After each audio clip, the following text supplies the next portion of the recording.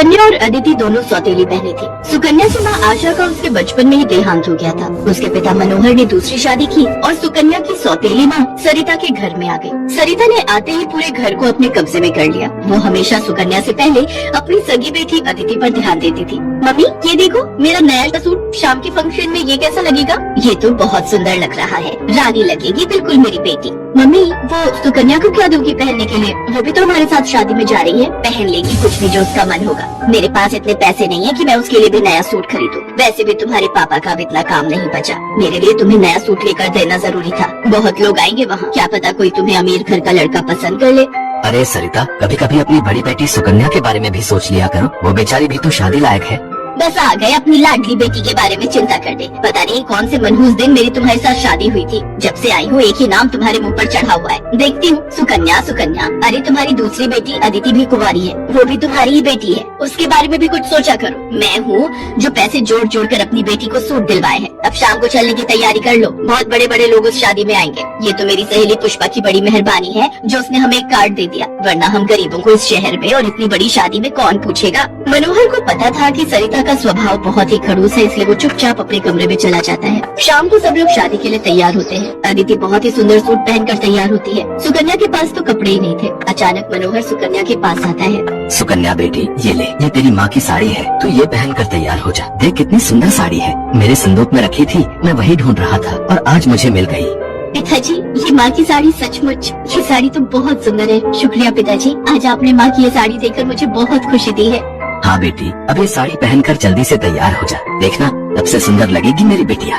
सुकन्या अपनी माँ की साड़ी पहनकर तैयार हो जाती है। सब लोग शादी में पहुँचते हैं। सरिता जानबूझकर अदिति को ही आगे कर रही थी ताकि वहाँ लोग अदिति को ही देखें। तभी एक बहुत ही बड़े परिवार के लड़के आशीष की नजर सुकन्या पर पड़ती है। सुकन्या बिल्कुल अकेली खड़ी थी। वो लड़का उसके पास आया और उससे बात करने लगा। हेलो, मेरा नाम आशीष है और आपका? जी मेरा नाम सुकन्या है।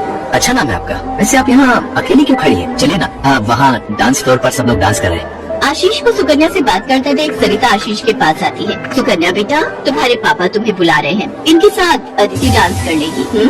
अब हाँ, क्यों नहीं, प्लीज। मनोहर ने तो सुकन्या को बुलाया ही नहीं था। ये सब तो सरिता की चाल थी। थोड़ी देर बाद सुकन्या फिर से खड़ी थी। अदिति आशीष के साथ डांस करने लगती है। आशीष अभी भी सुकन्या की तरफ ही देख रहा था। शायद उसे सुकन्या पसंद आने लगी थी। आशीष पूरी शादी में सुकन्या से बात करने की कोशिश करता रहा, पर बार बार सरिता अदिति को बीच में लाने लगी। पर आशीष के मन में तो कुछ और ही चल रहा था। एक दिन जब सुकन्या घर के काम कर रही थी तो अचानक मनोहर के साथ आशीष और उसके माता पिता आ जाते हैं। सरिता, जाकर जल्दी से चाय नाश्ते का इंतजाम करो। घनश्याम जी अपने बेटे आशीष का रिश्ता हमारी सुकन्या के लिए लेकर आए हैं। क्या? सुकन्या के लिए आशीष का रिश्ता? ये कैसे हो सकता है? मनोहर की बात सुनकर सरिता चौंक जाती है। सुकन्या तो घर की झाड़ पोंछ में मैले कुचैले कपड़ों में मानो ऐसी लग रही थी जैसे कीचड़ में कमल। वहीं अदिति सोफे पर आराम से बैठी थी। सब कुछ आशीष और उसके माता पिता के सामने था। सुकन्या बेटिया, जाओ जल्दी से तैयार हो जाओ। अदिति जाओ अपनी दीदी को तैयार कर दो।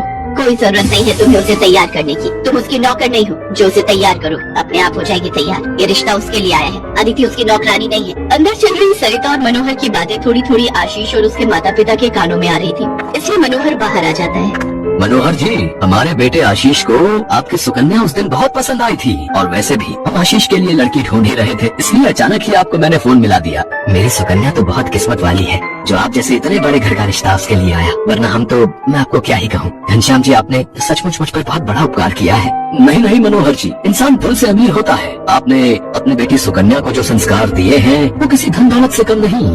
तभी सुकन्या चाय नाश्ता लेकर आ जाती है। सुकन्या का रिश्ता पक्का हो जाता है। भाई साहब, हमें आपकी सुकन्या बहुत पसंद है। हम तो जल्द से जल्द शादी करके सुकन्या को अपने घर की बहू बनाकर ले जाना चाहते हैं। बस आप शादी की तैयारियां कीजिए। आशीष के माता पिता के मुंह से ये बातें सुनकर मनोहर की खुशी का ठिकाना नहीं था। सुकन्या आज एक बहुत बड़े घर की बहू बनने जा रही थी। आशीष के माता पिता रिश्ता पक्का करके चले जाते हैं। कुछ दिनों बाद सुकन्या की शादी की तारीख निकल आती है। सरिता, मैं देख रहा हूँ जब से सुकन्या की शादी पक्की हुई है तुमने सुकन्या से बात तक करना छोड़ दिया है। ये ठीक नहीं। तुम अपनी बेटी की शादी करो, मैं इस शादी में कोई हाथ नहीं लगाऊंगी। ये रिश्ता मेरी बेटी के लिए था। मैं चाहती थी आशीष के साथ अपनी बेटी का रिश्ता करना, पर तुम्हारी उस सुकन्या ने सब काम खराब कर दिया। ये तुम गलत कह रही हो सरिता। सुकन्या के लिए आशीष के माता पिता खुद से रिश्ता लेकर आए हैं। तुम्हें तो खुश होना चाहिए। तुम क्यों सौतेलापन सुकन्या के साथ रख रही हो? तुम्हें तो उसकी सगी माँ बनकर उसे विदा करना चाहिए। मैं इसलिए तुम्हें उसकी माँ बनाकर लाया था, वरना क्या? क्या कहो तो मैं अभी ये घर छोड़कर चली जाती हूँ। बोलो। मनोहर की